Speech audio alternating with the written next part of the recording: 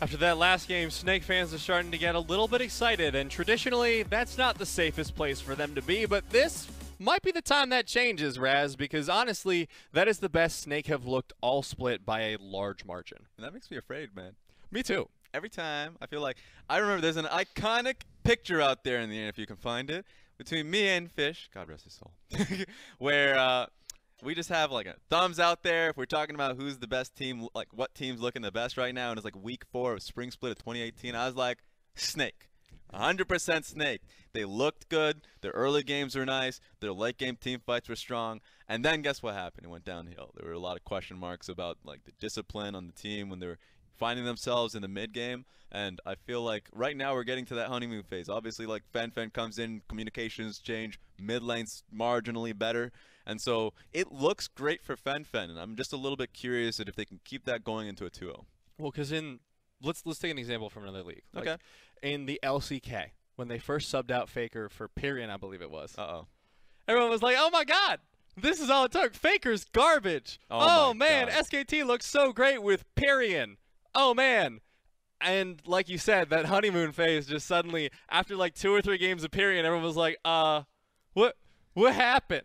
I remember that period, and I think the whole FLICKR's garbage thing was a joke all. That was the biggest meme of all time. But it was literally just more of a discussion about communication. So on the communication standpoint, I'd be like, all right, that sounds all right. But at least in that one, at least in that discussion, it was more so a factor of like, hey, we already know how talented FLICKR is in comparison to Pyrian. So on a talent perspective, like FLICKR wins out if there's that drive. And I feel like in this case, Mala and Andy did not have that. And bringing in Fenfen is definitely going to be a boost to that skill. In comparison to the rest of the league, there's the question. I think that last time we saw him in Suning, he didn't have that, and he was one of the worst mid laners at that time period. And so my question is how much he's changed, and so far it's looking good.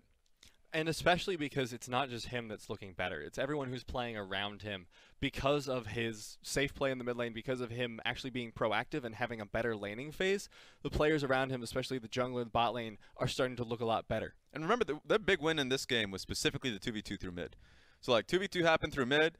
We'll get up to what happened once, Ben4 ended up dying really early on because SofM came in with a great counter gank. Those 2v2s were not working out well when Mala and Andy were there. And maybe there's hope with Andy that there's a larger ceiling there, but the Snake just doesn't have that time.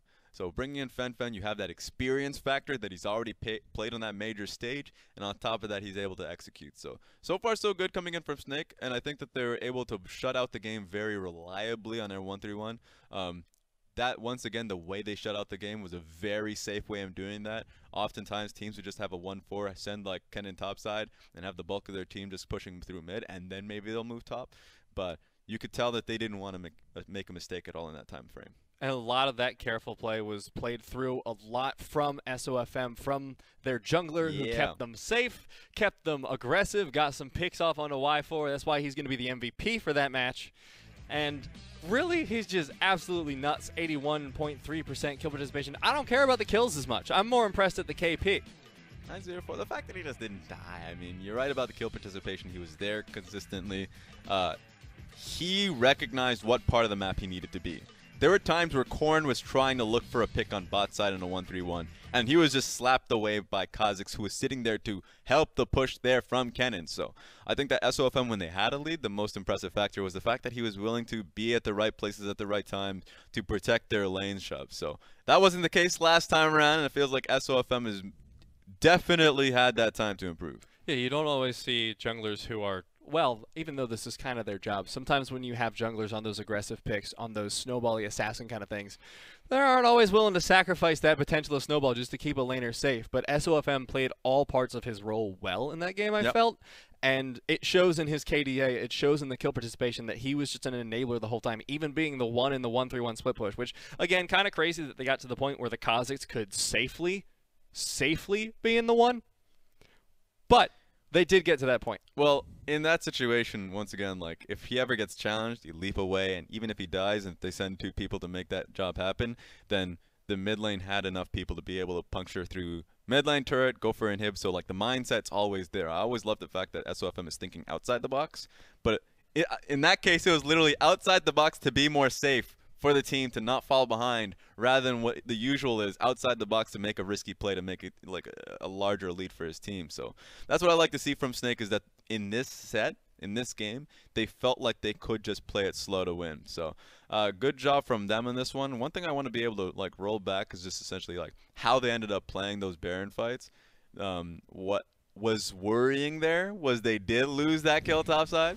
Like, they lost out a lot, so they could have just lost this fight.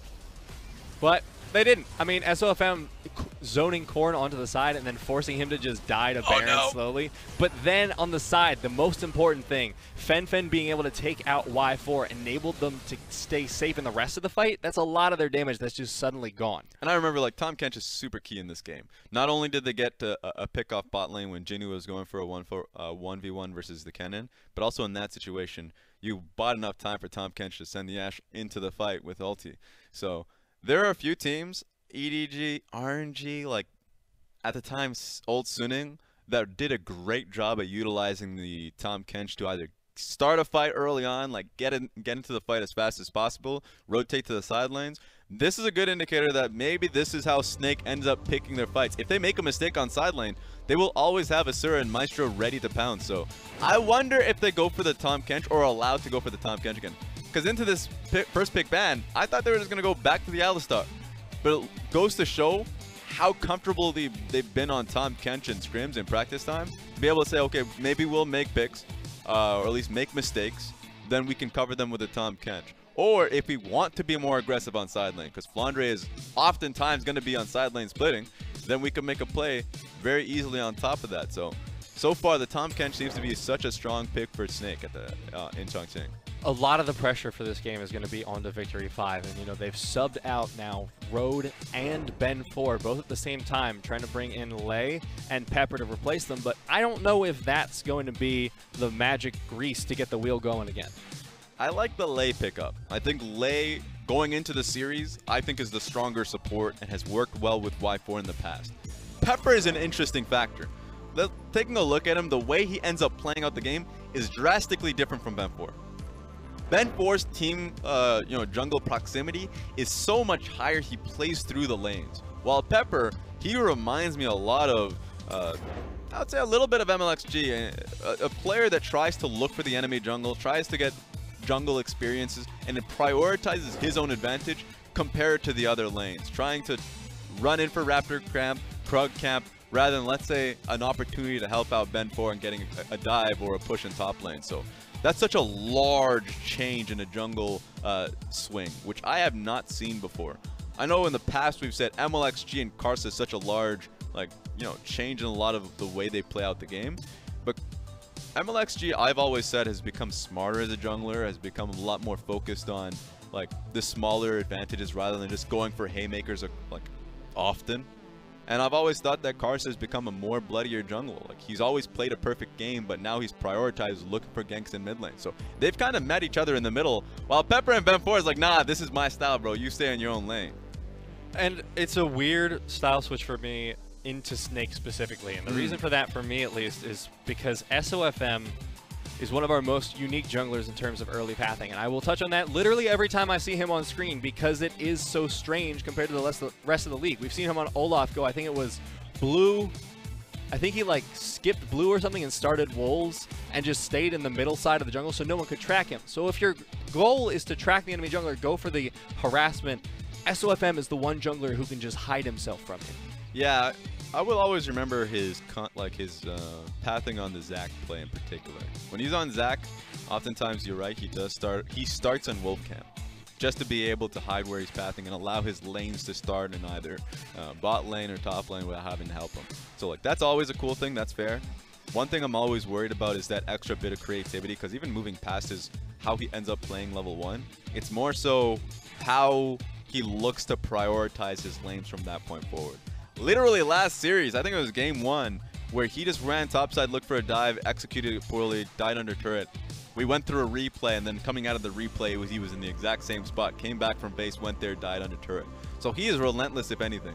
And he's the type of player that tries to hard force situations without necessarily thinking about, do I need an extra member? In that case, it was mid lane.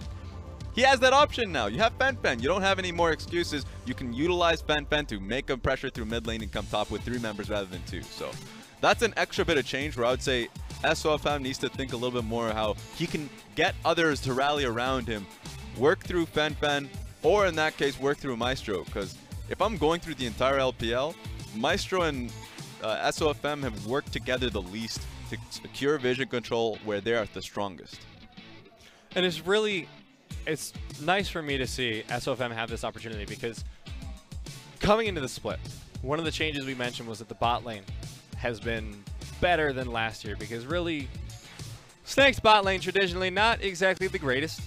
And Asura and Maestro were showing good synergy. They were showing good ability to make their own plays and just be a stable point. But then we were saying, oh god, the mid lane, Mala and Andy, what are you doing? Okay, SofM is going to have to focus mid again. He doesn't have as much freedom, but he doesn't just have to go top. Now, I think we can say safely that all 3 of his lanes are at least able to handle their own. Yeah, he can just do his thing. A lot of the times, the fans out there don't recognize how pressure it is for a jungler to make the right decisions when you have essentially a ticking time bomb in the mid lane. If your lanes just aren't doing well, naturally on their own, doesn't matter how you pick in their favor, as we go into pick and ban, this timer is not an issue. So SofM can literally try and play through for experience rather than having to be mid lane to set them up to not fall behind. Now the ban's coming out. The Zoe ban really not surprising, and I wonder why we don't see more of it here in the LPL. Zoe's been picked more than 35 times, and I believe still has over a 70% win rate. It's ridiculous. Because there's 2 picks that do well into it. Well, I'll say 3, adding in the Jace, because, you know, Snake just reminded me of it. It's the LeBlanc and the Aurelia. So people, if you have the counter matchup, yo, like, just go for it. Even if there's a Lissandra. Zoe might do well into Lissandra, but it's such a good setup for your jungler. So teams are like, yeah, let them have it. Let them go for it. And then you learn through experience that if a team is slow enough, smart enough to be able to play through all of those issues, Sleepy Trouble Bubble is just so hard for anyone to deal with, and it forces you to go into cleanse, so just strike it off the map. Finally, V5 have done that, giving themselves a little bit more freedom in the draft, and it's allowed them to pick up the Lissandra and the Alistar, which we were mentioning earlier as one of those really strong engage pick-off potential picks. Ooh, and Snake's real fast to this one, so just going straight for the Jarvan and LeBlanc. I want to see what Fenfen could do on the LeBlanc pick. I have not seen him go LeBlanc. He's picked up some fangs since I last saw him. It's a little bit interesting, too, because this means they won't have much of a front line at all unless they pick it into the support role. But with Alistar being taken up, that doesn't leave a whole lot of options for them. And now the Lee Sin, rather, being picked up for Pepper, this will allow him to, as we said earlier, be that hunter. I think it depends. For Snake, the front line, like Jarvan and a possible like Tom Kent would be really just good enough for them to be able to like trickfully play through fights.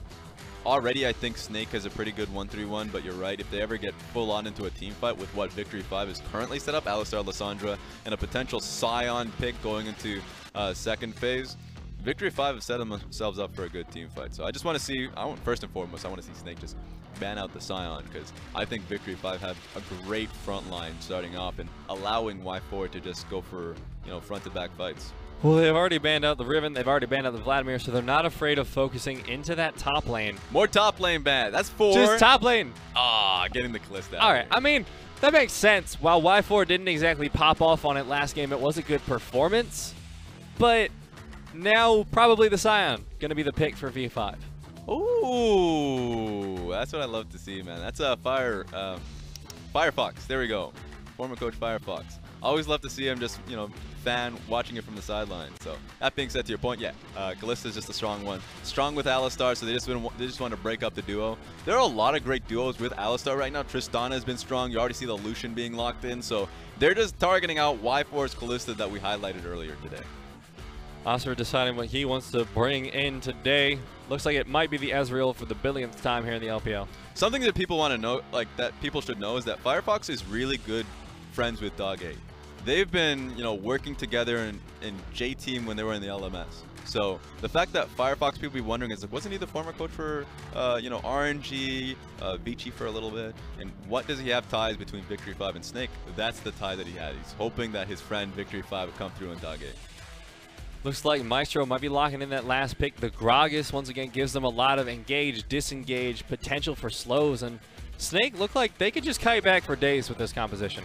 They can. I love Gragas with the, Maestro is a wonderful Gragas player, so I'm not surprised that he gets to pick it up. There's a lot of playmaking potential that Snake has picked up for themselves. So I just want to see what Victory 5 end up dealing with that with. I think stronger front line is usually my answer. I was talking about Sion. That's not going to be the case. Looks like we got the Yorick pick. How is Yorick going to do into Jace? Because, yeah, it's range versus melee, but I feel like when Yorick gets to a certain point, there's just not really anyone who can shove him out of lane. Early laning phase, Yorick does well into Jace. Like, Yorick is such a weird champion to deal with because not only does he put you in the pen, able to just also have range threat with his E. There's a lot to deal with when it comes to the Yorick option. So even though Jace level 1, level 2 will be able to poke him out, once you end up getting your full abilities and start picking up your ghouls, and especially when you have your wife in your ultimate, there's not a lot Jace can do in the matchup. Now, both bot lanes have been locked in. Everything else around the map is set up. Now, looking at the bot lane, though, this looks like V5 are just kind of running away with the early lanes in both top and bot now because they have that Lucian Alistar. It depends. Some people, like I personally love the Ezreal Gragas poke that they can utilize. So I think early jungle pressure should go straight through bottom lane and mid.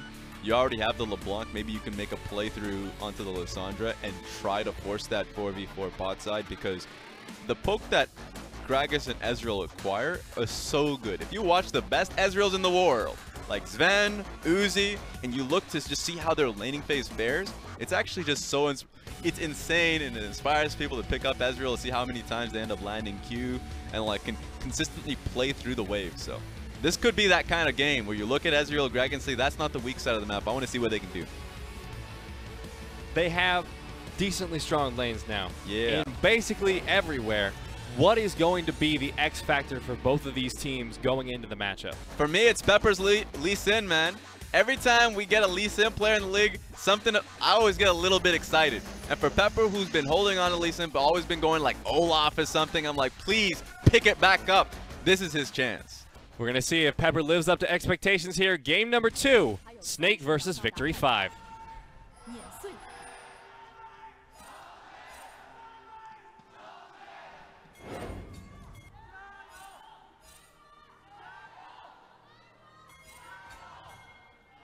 That damn Gragas walk animation. It's more of a waddle. I swear it makes me play worse. Just putting that out there. But this is such a great start to level 1. Jinoo's going to have to burn Flash. If he even gets him. Get him! I don't know about that animation. All right, there's the body slam. Forces the Flash over the wall. Good prediction there, Raz. 1 for 1. I wonder if, like, we're trying to figure out how Maestro got in that position. He probably body slammed over the Baron pit wall to be able to get right behind him. There's a lot of cute ways that you end up, finding that level 1. That's something you have to practice quite a bit. So, Jinoo, early flash on him, makes it so much easier for Flandre. So cheeky pickup there as well. They're going to try and steal away the red buff, but what the more hell? Interesting to me, Raz, that's a Klepto LeBlanc. No way.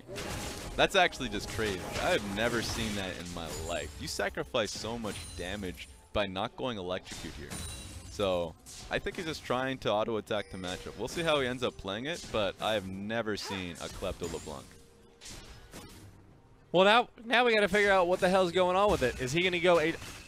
He's not going to go AD, but that'd be actually okay. Now you're hilarious. Going too wild. Yeah. Like you got to stop it. All right. All right. Compartmentalize it. So it's certainly AP. He's just trying to get the best bang for his buck because he doesn't see him getting kill threat in the lane. That's fair. LeBlanc versus Lissandra in high challenger, like high challenger Korean solo queue, has a pretty high win rate for the Lissandra.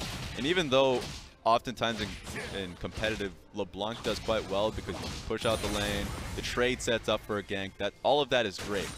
But kill threat on Lissandra with Aftershock just doesn't happen. So trying to see if he can get the most bang for his buck early on, go back to base, and probably get to his Ludens early on. So that's what I see out of the strategy. I can't help thinking a little bit crazy, Raz. When I see one ridiculous thing, I'm like, oh, clearly they're going for the ridiculous full house. But no, not going to see that. And we just saw the defensive ability that comes in from the Lissandra with Aftershock. So I guess Fenfen decided he wants to play it for the later stages. And Taste Really, of Blood, this is Ravenous weird. Hunter. Like, that makes a lot of sense. You get a lot of healing, but Jinoo's going to have to deal with this. Flag and drag, not going to land the knockup, and Oh my SofM, he's God. going to be the first blood. Jinoo survives the dive, and Flandre so low now.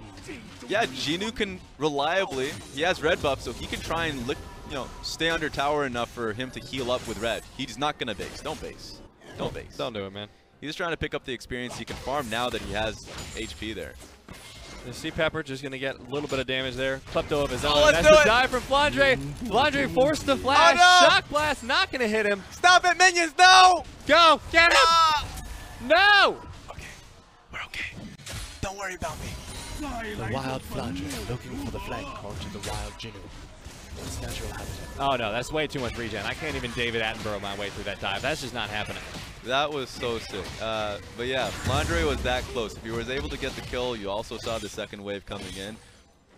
Yorick would be so far behind. Technically he is, but he got the experience fully from mid lane, so from an experience perspective, he's still even. He can still pick up that little bit of the wave that's left there, even out to more like a 10 CS lead. And he does have red buff for the rest of the next minute or so.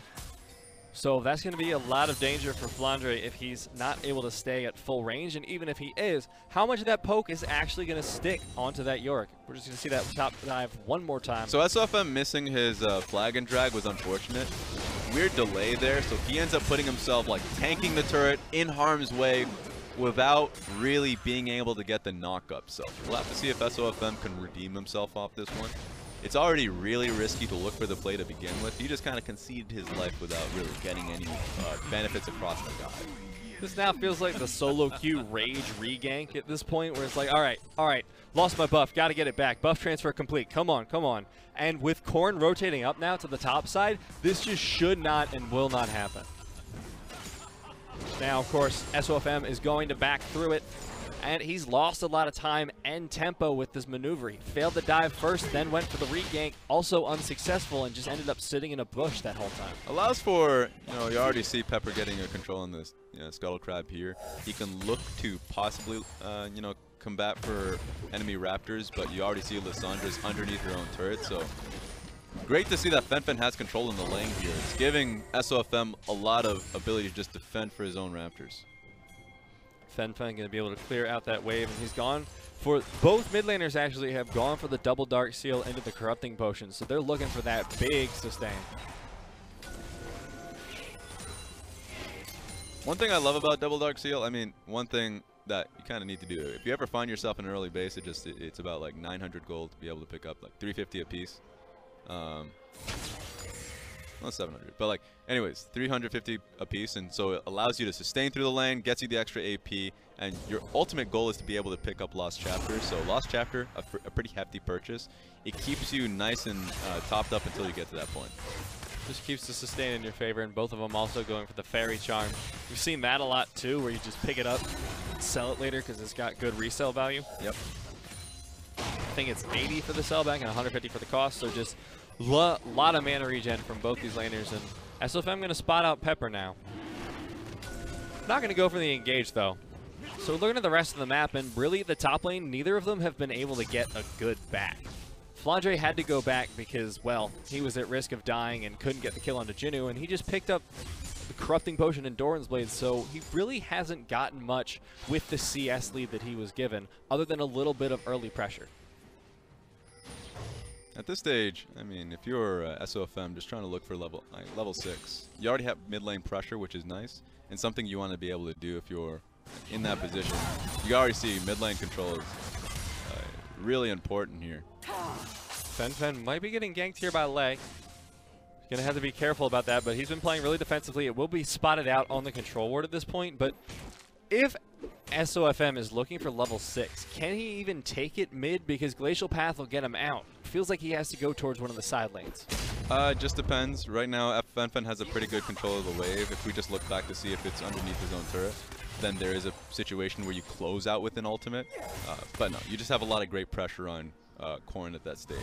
So utilize your bot lane pressure to go for a mid lane, or to do the opposite if Fenfen comes back into the matchup, because he's pretty much starving in mana at the moment. Comes back from base, get a push on mid, they can look for a top lane dive. So there's a lot you can do here if you're Snake with the amount of agency you have in your picks. Instead, SofM just going to go pick up the Scuttle Crab. Cullen going down onto Asura, chunks him down to half. But Y4 tanks a turret shot for it, so not exactly the trade. 2 turret shots, okay. That basically negates all the damage he just put down onto Asura. Feels bad, man. That's real unfortunate, Raz. Wasted ultimate, essentially, and it is worth noting that Asura was forced to go for the Sheen first. I mean, that's just standard for an Ezreal early on to be able to combat. You want to be able to come out with Sheen. Like in the past, Ezreals have gone for tier first to start the stack, but you just have so much innate power with new Ezreal, so like just Sheen proc does so much and gives you lane pressure. That being said, Lee Sin starting going towards bot side. Y4, even though he tanked 2 towers, already back because he has a tank support. Also has a bit of lifesteal off his build Rudder Cutlass. You have so much push in lane. Lee Sin should just come in for lane gang. Speaking of the Lee Sin though, Raz, I mean, I know we're talking about lane pressure and stuff, but yeah. That's a Tiamat. Okay. How do you feel about that? Because I know people have very strong varying opinions on that pickup for Lee. I mean, it's fine if he's just trying to just take a look at the game. It's probably one of the slower games we've seen from Victory 5 all split. So Tiamat, knowing that Jarvan is a fairly slow clear time, you'll always get the experience advantage just being able to go towards Raptor Krugs. And you can probably challenge at how well your bottom lane is doing for enemy Krugs. So much faster clear time. And you already see he's doing quite well here, being able to just take this unopposed. They need to try and spot this out. I mean, they see a little bit. Now they have vision that it's being taken, but V5 have the better positioning on it at the moment. Look for, it's not really valuable to look for a steal here. I don't think your lanes are in a good position for it. Fenfen was half mana too, so if you try and commit to a fight here, you'll certainly lose it. Snake just going to have to give up the Mountain Drake at this point. You know, it's almost 10 minutes in, and V5 showing a lot more oomph here in the early game. They've got a lead in the mid lane. Top lane has a kill lead, and they're down about as much CS, but now Snake lay. That was an amazing headbutt there, or knock-up rather, and now he's going to die for it. Unbreakable Will, not enough to stop 5 people.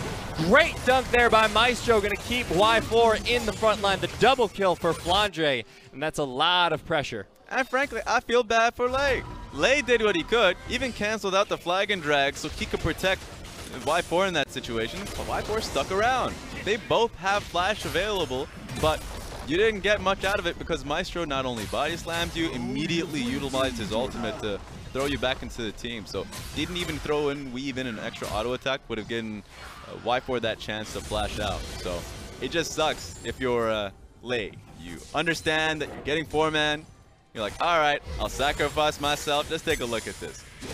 And then all you need to see is what happens to Y4 immediately afterwards. So it's such a shame. Okay. Okay, Snake.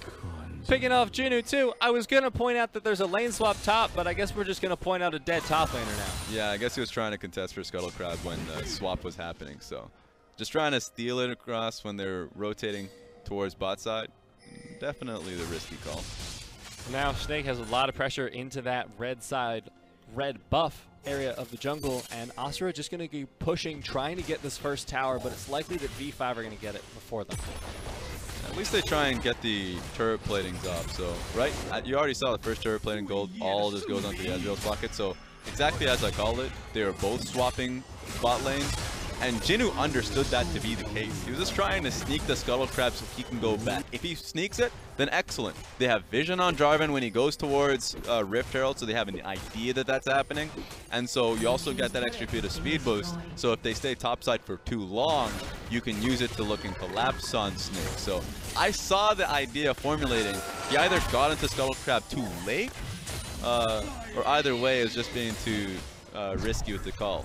Now instead, since they didn't get the Scuttle, they do lose that Rift Herald, didn't have vision on it, didn't have priority in the area, and now Rift Herald is being immediately dropped top here. So they'll be able to get this and maybe even push for the second tier, but I don't know about that one. Yeah, wave's already coming. You already see, Alistar making a push here, so you already see Snake just completely pushing this one off. They know that bottom lane tower was taken first, so for them to commit to a second turret push, that would be too risky. We'll just rush that one down, and it will get them the first tower of the game, or second rather, but a huge chunk of gold into Asura's pocket. He's now picked up the Iceborne Gauntlet already. So a lot of good things going Snake's way. And so one thing I want to touch back on, because there's a good update. looking at Fenfen picking up the Klepto LeBlanc. I've seen some like mid lane LeBlancs pick it up in Korean solo queue, like notably like Tempt has done so, and it's already paying off having the early Luden's Echo versus a non-completed one for Corrin. So the difference has already been shown. He knows he doesn't have kill threat in the matchup unless if like people just start piling on in the mid lane, so he's taking advantage of it through gold. Ooh, Fenfen maybe going to get followed up here. Forces to flash, and Pepper still going in. Chain going a little bit wide, but Pepper forced to half. Fenfen no longer has the flash, and that's going to be bad for him. I was a little bit concerned because Pepper had both ward hop and kick available to him, but he didn't want to utilize it. The Lissandra was way too far back. My concern there was that, you know, if he called off the play, the chain from Fenfen landed. That's a lot of damage that he would end up taking, and he doesn't have any information on where SofM at that instance was, so then it could just be a turn. We saw what happened Ben 4 last game when those 2v2 turns ends up happening, so you need to be a little bit more aware. This is rough for Flandre here and Snake as a whole, because that tier 2 basically gone at this point. Now, I have a little bit of a question here about Klepto. All right, look, he's lost kill pressure in the lane because of it, but does that transfer into the late game as well because he doesn't have electrocute? Well, he didn't lose kill pressure in the lane. He lost kill pressure because his aftershock is he's already dying here, so. Well, someone has kill pressure, but it's not him, apparently. Yeah, get it out of here. But yeah, he already recognized that there is no kill pressure, so that's why he ended up going towards Klepto. So picking up Klepto is once again one of those, like, you get a lot of gold from it. Remember, it's primary as well, so he's picking up magical footwear to have enough gold. I was wondering if he was going to go as far as to, you know, picking up futures market, but I guess that's a little bit too cheesy for his liking. But I mean, it's just nice adaptation. You don't get to see a lot of people dip that far into the inspiration tree as a primary, simply because the damage you can get from electrocute. Teleport coming in there from Corrin. V5 once again, 5 men on the dragon. Snake not going to be able to follow up just yet. 1500 health. Lay goes for the engage. Maestro pretty low. Jinoo has the ultimate procced already, but V5 have gotten the dragon, so they just want to walk out. Will do so successfully. But they need someone in mid lane, because at the very least, Snake has mid lane control after just their positioning there. So no one get caught out. Fenfen looking maybe to the pick on Pepper, but good control ward placement from him keeps him safe. Ooh, now here comes Lay. Oh, Sonic Wave follows. Lay coming in from the side, going to take down Fenfen, and now Snake down a mid laner. Their mid lane tower is under pressure. What a sick play from Lay to look for a flank there. Because Snake started out, even though they lost Dragon there, they had great positioning for the mid lane tower. The only thing they had to worry about was either Pepper coming in for a flank, which they had completely slapped away, or the Alistar, and Lay was able to make them pay. Now V5 won't be able to get the full tower off of it, but they got a little bit of wave clear in the lane. Now we're just going to see a replay of that fight one more time. So here comes Pepper, completely just getting pushed out. And Lay makes the long trap from around red side jungle. So they had no vision of him. Completely just dips out from 2 control wards that Snake had placed just to be able to catch him. And Lay completely just moves around it. Lay this game has been kind of nutty on this Alistar, Raz. I mean, it's about the entire damn split. I don't even know why Road came in game 1. I'll just put that on. I already talked about the fact that I thought that Lay was the better support. Better Alistar, and Road is known for his Alistar, so I like the fact that the spotlight is finally back on Lay. Yeah, he's just been absolutely dominating all these fights. That huge trek around the world. He just kept running, man. He kept running. The Terry Fox run right there. But I want to look at Flandre right now because he's up almost a full 40 CS at this point. Nice. How much does that matter, though, at this point? Because it's just the split push for both of them. I mean, that's just complete vision control if you make use of it. So he's on bot side, which right now Victory 5 have like multiple wards in. But now that means that Snake, if they want, could dip into the blue side jungle and start clearing that out. So if you are a... one thing that I want to touch back on this in the NA... do I have the time to do that? No, I don't. I know. It depends on what Lay can do. Pulverize goes wide. Flandre put a lot of pressure onto Lay, and they're just looking for this mid lane tower still. They should be able to get a good flank here from Maestro too, so he's trying to threaten them off, give them the space. Oh, Lay looking for the flag as well. Maestro, brilliant play there, but not enough AoE damage to take anyone out from V5 just yet. Cataclysm from SofM catches 2. Korn and Lay stuck in the middle with so much damage. Fenfen falls, as does Maestro, and they're chasing down. Asura has a lot of damage, as does Flandre, but SofM needs to get it out of there with a flag and drag. The flash follow-up from Jinoo just needs one more Q. Get the dump right in the ground. Yeah, that was just one kill advantage there from Victory 5. And I think just 2 members in my eyes that really won it for them, Lay and Jinoo. Lay coming in from the Raptor camp, flashing in forward to be able to just get a headbutt pulverizer was real nice, provided so much space. Asura didn't really have the angle to look past them, so here's where you saw Lay coming in from a flank position. Really well done from him. The second member was Jinoo, because he was able to put them in the pen, was like really great positioning, because there comes the ghouls as well. So you already see Flandre getting pushed out alongside Asura. The main damage threats from Snake couldn't enter that fight because of those 2 members.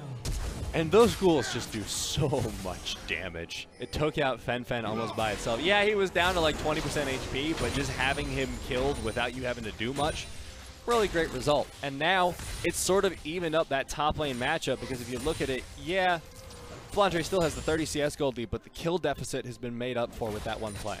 Gold will still be there for Jace, but you're right. It makes it so much easier for Jinoo now to go back on side lane and try to combat, push back Flandre a little bit more. So that's always nice. That might even incentivize Korn to, once he pushes out mid, go towards bottom lane and have a dive on top of Flandre. Because the point that I was going to make about Jace is, even though he has so much great pressure, allows for his team to dig into the jungle, like, all of that is great. He's just limited in a team fight perspective. And in the NALCS, Jace, you know, gets those early game leads, but actually has one of the longest game times for a top laner, just because of the fact that it's so hard for teams to close out with him. If you cannot team fight with him, and if you can't make a great advantage of the early game leads that he has in split push, then it's so much harder for your shock blast to turn into anything meaningful. So, and you're just relying on the rest of your team to get a proper engage and for you to be able to walk out as well. So I just wonder if Snake can play this game as disciplined as the last, so the Jace lead that he has can, you know, convert into something. Well, they're up against a lot more contention this time. SofM needs to be real careful. Jinoo chasing down, but just going to back off now. And, you know, V5 have finished some really important items. You know, Lucian's got those 2 items he needs to just be a champion. He's got the Blade of the Ruined King. He's got the Black Cleaver. He's going to start pumping out the damage, and Jinoo has his Trinity Force now. Yeah, last fight he was doing a lot, and this was before he had his Black Cleaver. He just had the Phage available to him, so you already see that Victory 5 now being able to gain mid lane pressure just based off that combat strength. We're looking for a fight here, but not going to have the opportunity just yet. And this would be the 3rd Mountain Drake. Oh no, that means that Snake, they can't play the last this dragon like they did the last one. Can't just give it away and say, hey, we have mid lane control. You must fight for this dragon. Good shock blast to put down some damage there on the Y4, but they really need to contest this. They need the better angle. The dragon's already at 2,000 health. SofM, nope, they're not going to be able to find it. That's triple Mountain Drake. That's 2-man. A great engage, 2-man pulverize, and now suddenly Maestro already out of the fight. Pepper not going to be able to find the shockwave from the side. Flash in from Korn gets 3, and now Fenfen so incredibly low. Snake are just getting absolutely destroyed in this teamfight. They're able to pick off Jinoo. They might be able to turn it. They get Y4 as well. Snake pick it up, and they've gotten 4 kills in the fight. What the hell was that? Oh no, please run. Korn, please. Nah, he's good. He's all right. He's all right. Blast Cone, I love you. He's going to be good. Yeah. All right, yeah. Still, that was a great fight from Snake. I just don't. Okay, so let's turn it all the way back, because I love that from Victory 5, specifically from Korn. Korn was in such a great flank position to push Snake up. It's not like they didn't want to contest for Dragon. They did. They wanted to move right in. But as you can see, Korn came in at a flank to begin with. And then when he finally commits, he allowed them to push on forward. It was just a question of when do you stop. You had Dragon, you had the kill, and they thought they continued to move forward into an Ezreal. Ezreal, Gragas, you made a statement going into this game based off pick ban alone. They can kite back, and that's exactly what they did. Flandre comes into the flank to finish them off. So ideally, you pick up Dragon, you pick up a kill, you push through mid, and then you look for Baron with the triple in, Mountain Dragon that you have. But they got too greedy with the kills and wanted to push for more. I just want to point out, too, a little cute microplay in that team fight, because this one I'm all about, Raz. I like the cute stuff. SofM, on a split-second decision, instead of going in for the Cataclysm to dunk Y4, knew Flandre was coming in from the side and instead turned it into the backline of his own team to make sure that they kept the rest of the fight going for Snake, and that basically secured Asura the rest of the kills. And I think that was a really good split-second decision that did a lot of work for Snake. There's one thing that Snake has, throughout their woes, has been team fight IQ. Their team fights, when it just comes down to like chaotic elements, SofM and Flandre usually come out ahead. It's when you slow the game down and make it about just like how you set it up, the formula of how to set up the best team fight possible, Snake come out without the best marks. And so this is one of those games where not only are they improving in that factor, but as you already saw, they go back to what makes SofM so great. Oh, they might be able to catch Lei here. Unbreakable Will does a lot, as does the AoE proc from Righteous Glory, but all it does is save Lei. Well, and save his team. Yeah. I mean, getting the pick off Lei right next to Baron Nashor, there's a lot you can do here, and now Pepper has to fight for vision, and this could be another pick. Remember, Fenfen, you got the LeBlanc, you have Maestro off his Gragas. They can actually just look to continuously beta pick. They don't have to start Baron Nashor at all. They can just look for Victory 5, who's going to be worried about it for how long, to try and poke their heads across. Well, you're asking for how long, and it looks like about 30 seconds they're going to have until the Baron goes down. Already half health. Pepper's going to get the vision with the ward, but Control Ward keeps it up. Fenfen trying to poke from the side, prevent anyone from coming in. Pepper gets the Dragon's Rage, but whoa! That's the dunk from SofM, and 2,000 health left on the Baron. You see the bot lane. Jinoo is just going hard for that inhibitor. Y4, the fight, meanwhile, that Baron is so low. Who's going to get it? It is Asura. Snake secures it, but you look, and finally Jinoo has joined the fight here on the top side. Snake needs at least one member to stay alive through all this disastrous fight. Fenfen so low, as is Korn and Jinoo. Asura, he wants to make the hero play. He should be able to get Lei at this point. No, he might not be able to. He has such low health, has to flash into the bush. He doesn't have enough lifesteal, but he will survive miraculously through the fight. But that's a lot of deaths there for Snake. Only Flandre and Asura remain. So close to getting punched out by the cow. I mean, that's how close it was to getting down to it. As SofM, Fenfen just looking for the kill on Pepper. Ordinarily, that's a great play to look for. A little bit risky, but you eliminate the smite user. You get right back into the pit. Didn't expect the Lucian to be coming in at the flank, though. So the chain being missed by Fenfen, huge. That would have been a lot of damage to disincentivize Pepper to coming forward. They get the kill, but here comes Y4. Korn is already pretty strong and is also at a pretty good flank situation. So now you got a kill on both the support, and now eventually you get the kill on the Flandre. So it's pretty insane to be able to look at this team fight and say that Victory 5 came out in such a large lead in what was ordinarily just should have been a lights out play by Snake. But it's still amazing that Snake even got the Baron in the first place, to be fair, because that was a crazy Q from Asura, who's this game just absolutely dominating. You know, he's got his double tier items completed, if not fully stacked, and the Iceborne Gauntlet, 3, 0, and 6 on this Ezreal. He's a monster, man. He always does well in these team fights. It's always been a question of whether you can get to that point. I love the fact that Snake are just saying we can actually rely on you in the early game, so you don't have to just sit and pray that we get to that point. Now they're pushing his 5 down onto this bottom lane. They want to get inhibitor pressure here because their own inhibitor's down, but Lei looking for the flank once again. He's pulled this off successfully at least 2 times to the detriment of Snake. This time he may have bitten off a little bit more cud than he can chew. I wonder if they know where he is at this point. Oh, they have know. a pretty damn good idea. Let's go. Get out of there. Here comes the chase down onto the cow, and there's no way he's getting out of this one alive. Unbreakable Will just to stall as much as he can, remove as much of Snake's pressure, but he's still going to go down regardless to Asura. Yeah, they had great vision to be able to catch him coming in his flank to begin with. They also saw Pepper coming in to support that.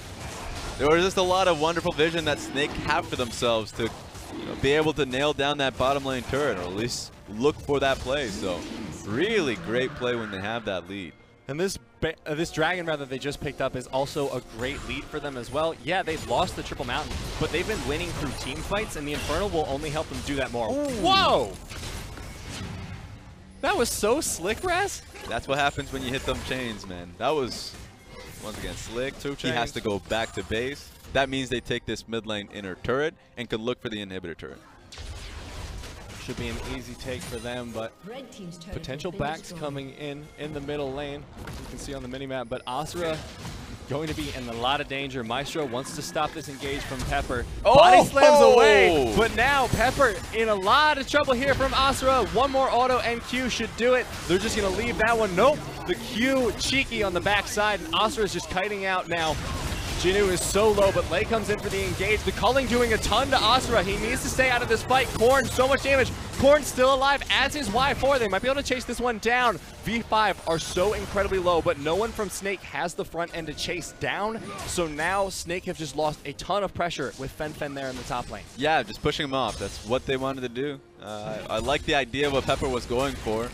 You try and take the kick against the Gragas. The reason why Gragas feels so comfortable in that matchup is because you can just body slam him midair.